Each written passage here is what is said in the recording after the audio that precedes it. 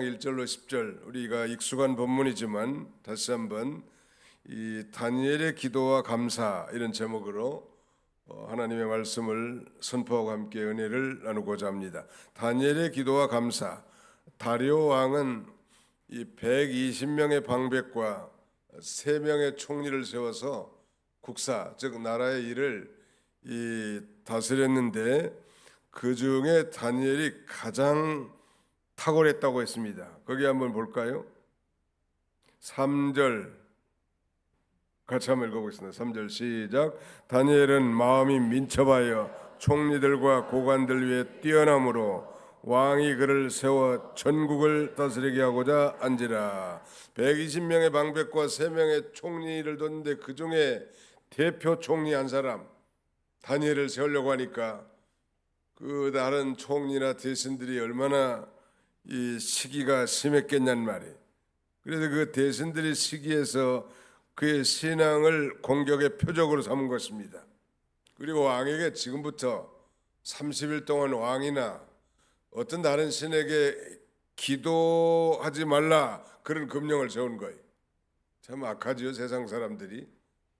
아무튼 세상 사람들은 이 시기로 점철되어져 있는 거예요.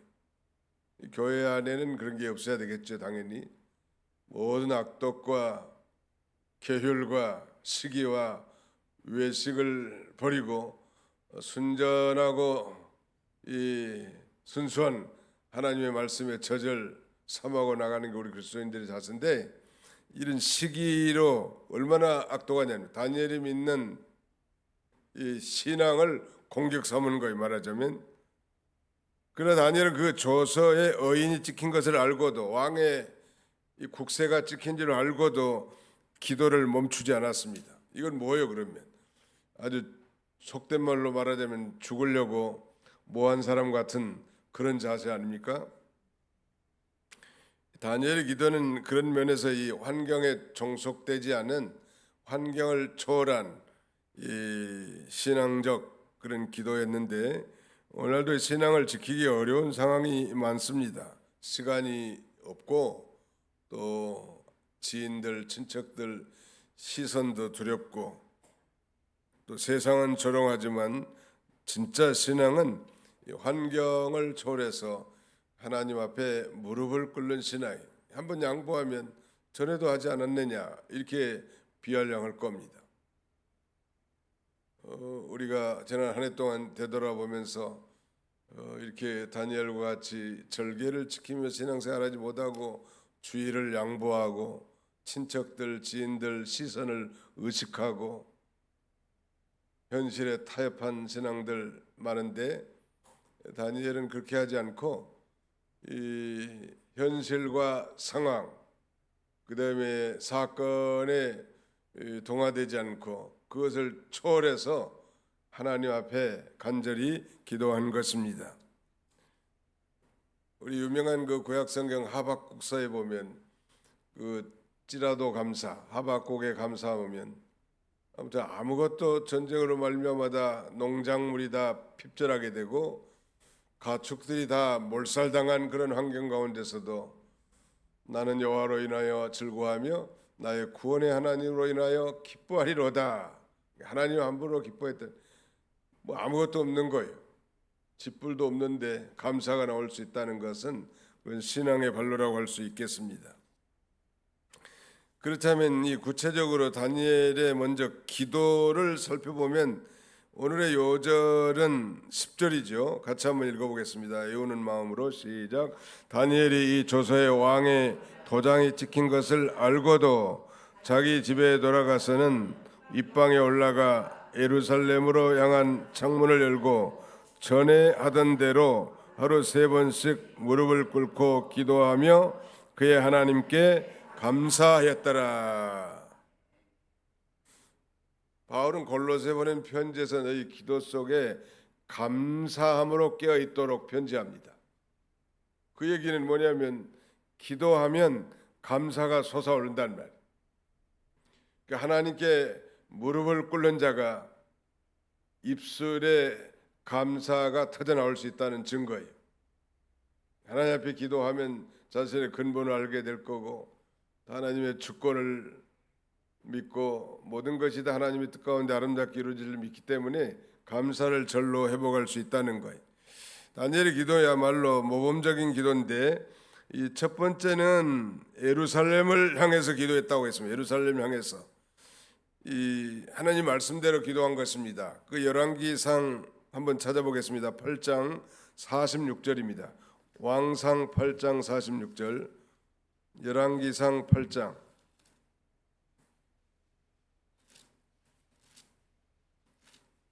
46절로 50절 같이 한번 읽겠습니다. 시작. 범죄하지 아니하는 사람이 없사오니 그들이 주께 범죄함으로 주께서 그들에게 진노하사 그들을 적국에 넘기심에 적국이 그들을 사로잡아 원근을 막론하고 적국의 땅으로 끌어간 후에 그들이 사로잡혀간 땅에서 스스로 깨닫고 그 사로잡은 자의 땅에서 돌이켜 주께 간구하기를 우리가 범죄하여 반역을 행하며 악을 지었나이다 하며 자기를 사로잡아간 적국의 땅에서 온 마음과 온 뜻으로 주께 돌아와서 주께서 그들의 조상들에게 주신 땅 곧 주께서 택하신 성읍과 내가 주의 이름을 위하여 건축한 성전이 있는 쪽을 향하여 주께 기도하거든 주는 계신 곳 하늘에서 그들의 기도와 간구를 들으시고 그들의 일을 돌아보시오며. 거기까지.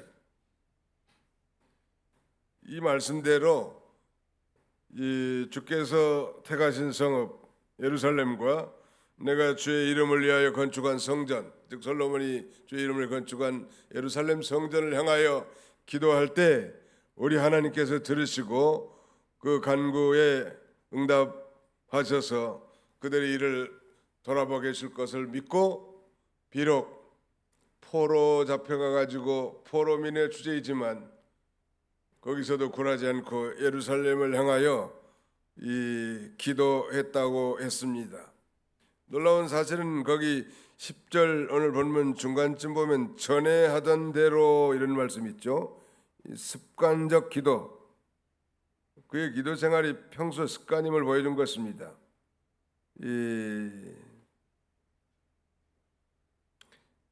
말하자면 총리니까 얼마나 국사가 다망하겠냐는 말.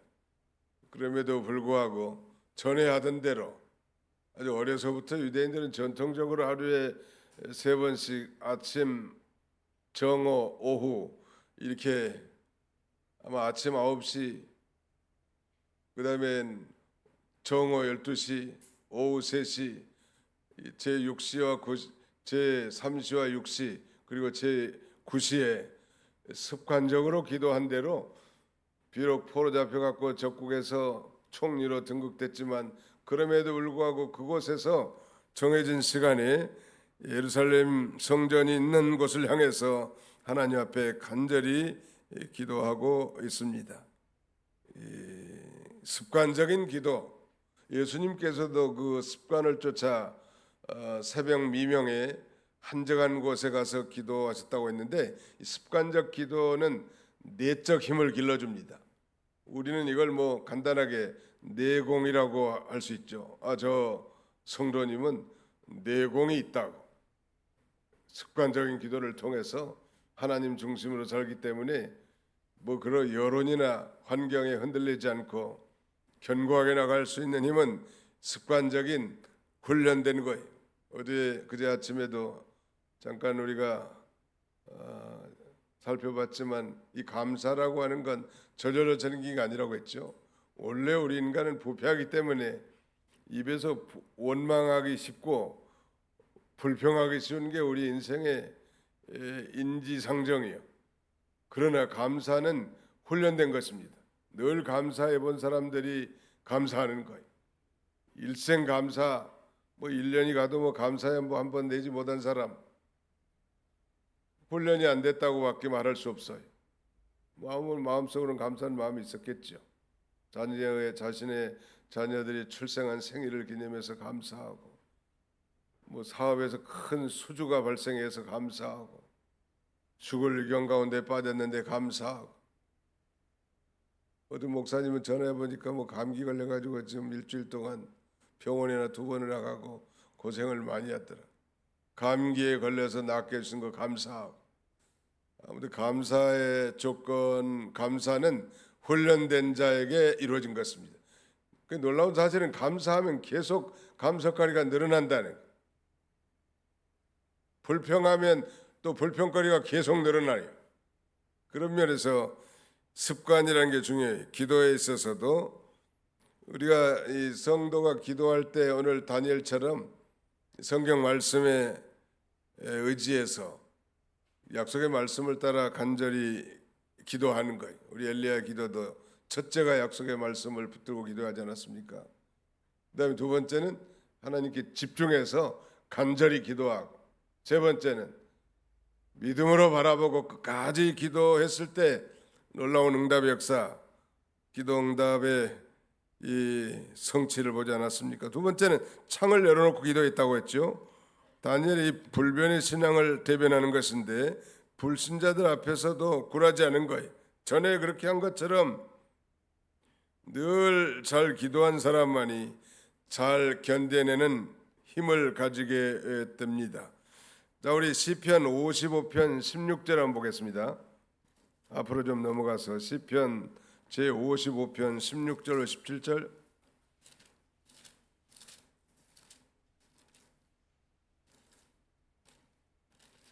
시편 제55편 16절로 17절 같이 한번 읽습니다. 시작.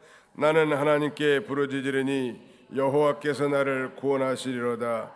저녁과 아침과 정오에 내가 근심하여 단식하리니 여호와께서 내 소리를 들으시리로다. 이 저녁과 아침과 정오, 다윗도 이렇게 유대인의 전통적인 기도 습관에 따라 저녁과 아침과 정오에 하나님 앞에 기도했고 하나님이 응답하실 줄을 확신한 것입니다.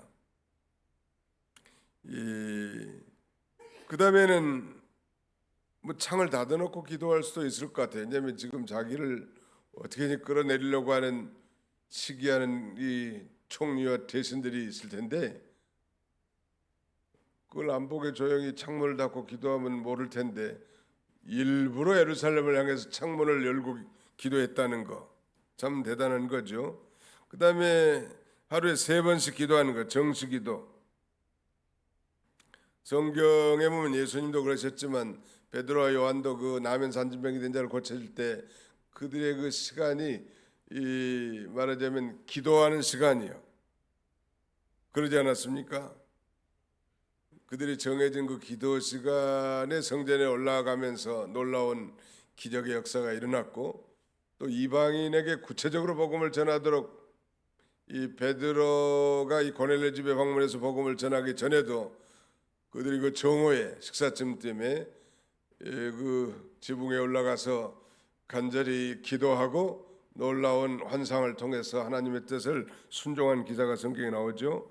그다음에 네 번째는 무릎을 꿇고 기도했다는 거. 이건 겸손한 자세로 기도하는 것인데 겸손과 하나님에 대한 절대 복종 자세.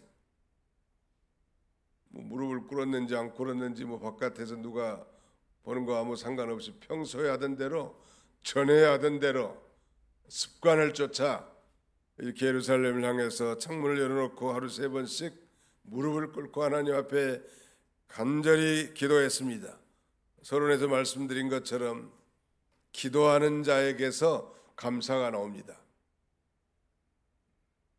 우리 한번 따라서 합시다. 기도의 무릎을 꿇으면 감사의 입술이 나옵니다. 뭐 입술에 감사가 나옵니다. 그래도 될 것 같아요. 내가 한 말이 아니에요. 유명한 영국의 이 설교가 찰스 펄전, 런던 이 태버너클 처치의 담임 목사였던 찰스 펄전이 하는 말씀이에요. 기도의 무릎을 꿇으면 따라서 합시다. 기도의 무릎을 꿇으면 감사의 입술이 터집니다.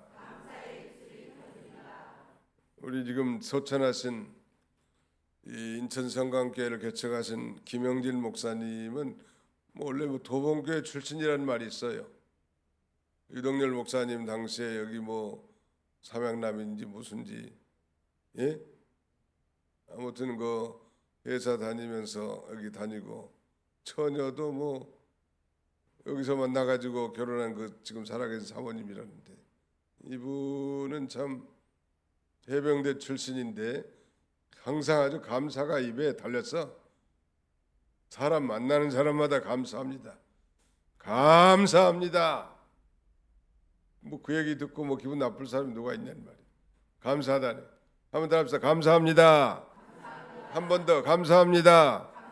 한 번 더 합시다. 감사합니다.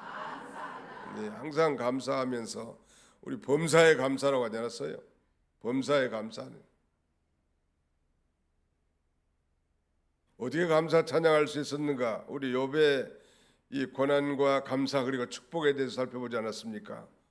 욥은 자신의 근본을 알고 그 다음에 하나님의 주권을 믿고 아주 영생에 대한 확신이 있었단 말. 내세에 대한 신앙, 내세에 강렬한 소망이 있었습니다. 중요한 그 두 가지, 자신의 근본을 깨닫고 하나님의 주권을 믿는, 하나님의 주권을 믿는다고 하는 아주 대표적인 성경 구절은 사무엘상 제2장에 있죠. 한번 찾아봅시다. 사무엘상 제2장.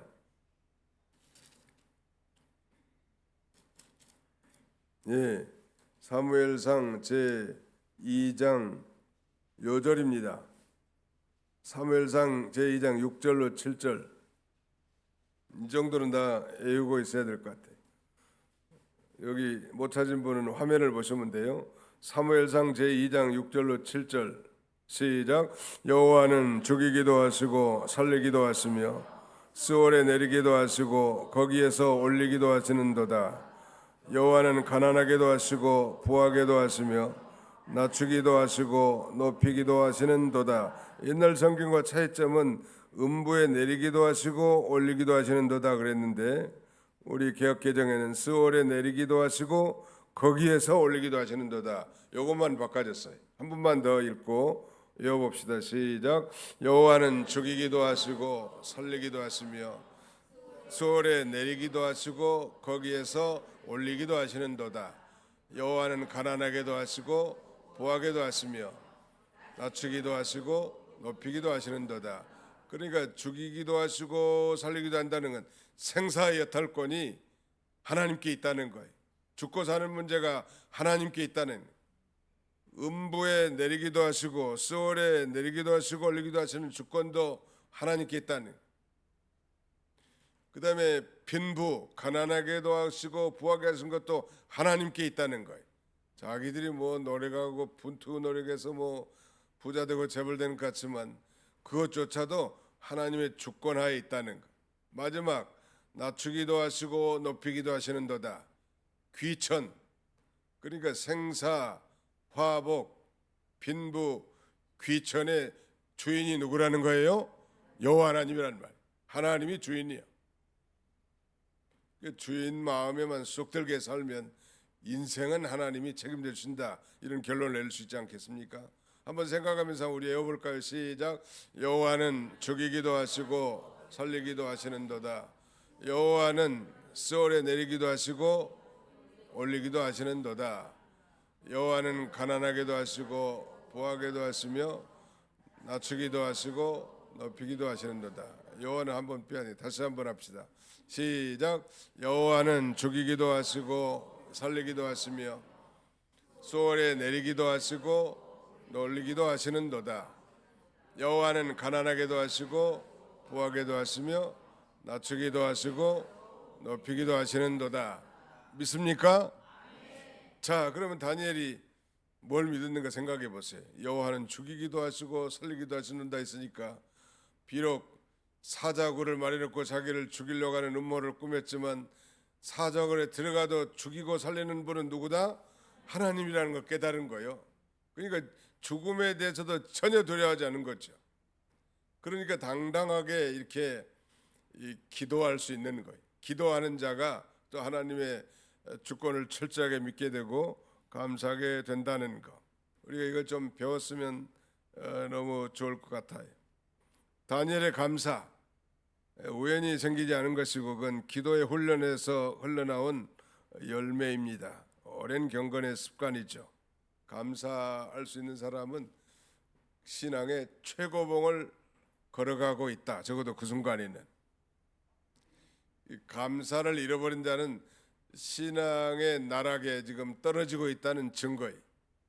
적어도 감사가 기도 가운데도 감사가 살아 있어야 하고 삶 가운데도 감사가 살아 있어야 된다는데, 아무튼 이 기도의 무릎은 감사의 입술을 만들어낸다고 했으니까 우리도 어떤 경우에든지 뭐 환경을 초월하고 사건을 초월하고 현실을 넘나들면서 또 하나님을 우선으로 사는 거예요. 그런 면에서 이 다니엘이 믿음으로 말미암아 그렇게 기도하고 행한 것입니다. 다니엘의 믿음을 한 세 가지로 요약한다면, 첫째는 하나님 제일주의 믿음이고, 두 번째는 생사를 초월한 믿음, 세 번째는 환난을 통하여 하나님 앞에 영광을 돌리는 믿음이라고 할 수 있겠습니다. 하나님 제일주의, 감사는 이 상황의 결과가 아니라 하나님 이렇게 해주셨으니까 감사합니다. 그건 좀 소극적이죠. 우리가 지난 1년 동안을 반추하면서 여러 가지 하나님의 은혜와 역사의 결과에 대해서도 감사하지만, 감사는 믿음의 태도에서 나온다는 것. 다니엘은 평소에도 하나님 제일주의를 살았습니다. 하나님이 세상 권력이나 심지어는 왕의 금령에 어인이 찍힌 것을 알고도, 그러니까 왕의 명령이나 또 세상의 권력보다도 하나님을 더 중시했단 말. 우리 사람들의 시선, 친척들의 눈초리 이런 게 두려워서 신앙을 쉽게 양보하는데, 그 베드로도 성령에 충만해서 그 많은 무리들 서슬퍼런 종교 권력 앞에서 하나님 앞에서 우리가 이 사람의 말보다 하나님의 말씀을 순종하는 것이 당연하지 않느냐고 선포하지 않습니까? 다니엘의 신앙이 바로 하나님 제일주의 신앙이, 이런 신앙으로 나갔고 그렇게 총리로서 국사를 본 이 지도자, 이 말하자면 왕은 다리오가 다니엘을 몰랐을까? 또 다니엘의 그 신앙을 몰랐을까? 알았을 것 같아. 그리고 신뢰하지만 그 신하들의 간계한 그 시기로 말미암은 간계한 모함, 이 어쩔 수 없이 어인을 찍을 수밖에 없었겠죠, 왕으로서. 그럼에도 불구하고 다니엘이 죽는 걸 원하지 않았고, 다니엘이 하나님이 다니엘을 구원했으면 좋겠다는 그런 심정이 있음을 나중에 우리 성경을 통해 알 수 있는데, 16절 같이 읽읍시다. 16절 시작. 이에 왕이 명령하며 다니엘을 끌어다가 사자굴에 던져 넣는지라. 왕이 다니엘에게 이르되 내가 항상 섬기는 너희 하나님이 너를 구원하시리라 하니라. 다니엘에게 이르되 내가 항상 섬기는 너희 하나님이 너를 구원하시리라 하니라. 그 다음에는 23절도 한번 읽어봅시다. 23절 시작. 왕이 심히 기뻐서 명하여 다니엘을 굴에서 올라오라 하며 그들이 다니엘을 굴에서 올린즉 그의 몸이 조금도 상하지 아니하였으니 이는 그가 자기의 하나님을 믿음이었더라. 하나님 제일주의로 나간 것을 왕도 그렇게 인정하지 않습니까? 비록 왕의 금령을 어겨서 사자굴에 던져졌지만 이 왕조차도 내가 항상 섬기는 너희 하나님이 너를 구원하시리라 그렇게 말할 정도가 됐단 말. 이 종교 개혁자 마르틴 루터는 그야말로 교황의 위협 속에서도 하나님을 절대 신뢰했습니다. 그도 그의 감사는 교황의 위협보다도 하나님을 더 신뢰한 것이었는데, 그는 특별히 그 시편 46편 하나님은 나의 피난처시오 힘이시니 환난 날에 만날 큰 도움이시라. 이 말씀이 그의 종교 개혁을 촉발하는 데 힘이 되었다고 합니다. 하나님이 더 크지 교황이 더 크겠는가? 그 가이드의 설명에 의하면 이 당시에 이 말하자면 군주였던 이 신성 로마 제국의 프레드릭 3세가 종교 개혁에 동참하고 그 마르틴 루터를 바르트브루트 성이라는 아주 은밀한 성의 평민으로 가장시키고 이름을 바꿔서 루터의 생명을 보존했다고 합니다. 하나님께서 그 돕는 세력을 보내주셔가지고 그렇게 죽을 위경 가운데서도 보이셔서 하나님의 뜻을 성취하신 하나님이신 거 보면 죽을까봐 걱정할 것도 없고 이 두려워할 것도 없단 말. 생사의 여탈권은 하나님께 있다는 사실을 믿고 하나님 제일주로 나가는 거예요. 또 생사를 초월한 그런 믿음으로 나가는 거예요. 바울 사도도 그 빌립보서 1장 21절에 보면 그렇게 말합니다. 이는 내게 사는 것이 그리스도니 죽는 것도 유익함이라. 또 바울은 로마교회에 보낸 편지 로마서 8장 13절에 보면 너희가 육신으로 살면 반드시 죽을 것이로되 영으로서 너의 몸의 행실을 죽이면 살리라 라고도 말씀합니다. 사자굴에서도 죽지 않도록 하나님이 살려주시면 좋고 하나님이 데려가시면 더 좋고 이런 신앙을 가졌는데 세상이 어떻게 다니엘을 감당할 수 있겠냐. 하나님이 오늘 사자에게 잡혀 먹혀서 천국으로 내려가면 더 좋다는 신앙이. 또 살려주시면 믿음 생활 좀 더 할 수 있으니까 더 좋고. 우리는 양통신앙이.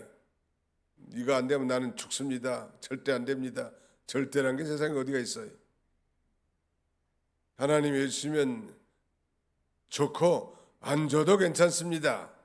부자면 가난해도 좋고 부자면 더 좋습니다. 그래야지. 반드시 부자만 돼야 된다고 생각하다가 안 돼서 절망할 필요는 없단 말. 바울도 그런 다니엘 같은 신앙을 가지고 있고요. 그다음에 환난을 통해서 하나님의 영광이 드러날 걸 믿었단 말. 환난 중에도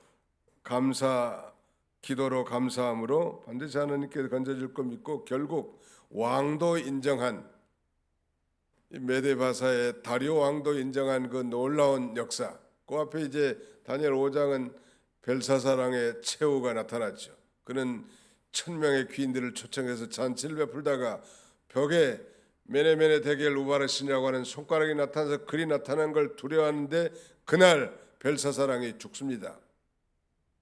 하나님을 거역하고 대적한 술을 마셔도 또 저 유다 땅 예루살렘 성전에서 가져온 그 성전 기명 잔을 갖다가 거기다 술 따라서 마시는 아주 그야말로 하나님을 거역한 신성모독한 죄를 범한 그의 왕조 바벨론의 왕조를 끝내고 이제 제6장에 와서 이제 메데바사가 등장하는데 다니엘은 여전히 그 왕궁에서 총리로서 이 놀라운 사역을 감당하게 하시는 것입니다. 우리 하나님은 이 감당치 못할 시험을 주시지 않는다고 했습니다. 전에 우리 금요기도회 때도 살펴본 바 있는데 사람이 감당치 못할 시험을 주지 않는데 이 시험을 당할 때 하나님 미쁘사 우리가 시험 당할 때 피할 길도 허락해 주신다고 했습니다. 사람이 감당할 시험밖에 당한 것이 없나니 오직 하나님의 미쁘사 감당할 시험만 주시고 또 시험 당할 쯤에 우리에게 피할 길을 주신 하나님인 줄 믿고 어떤 경우에도 다니엘과 같이 이렇게 하나님 앞에 간절히 기도하고 심령 속에 감사가 넘치는 우리 남은 생애가 다 되시기를 주님의 이름으로 축원합니다.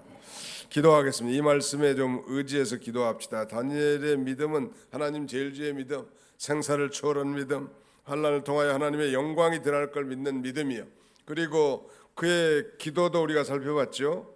아주 다니엘의 기도는 전례를 따라서 전에 하던 대로 습관을 쫓아 예루살렘을 향해서 창문을 열어놓고 하루에 3번씩 무릎을 꿇고 기도했단 말.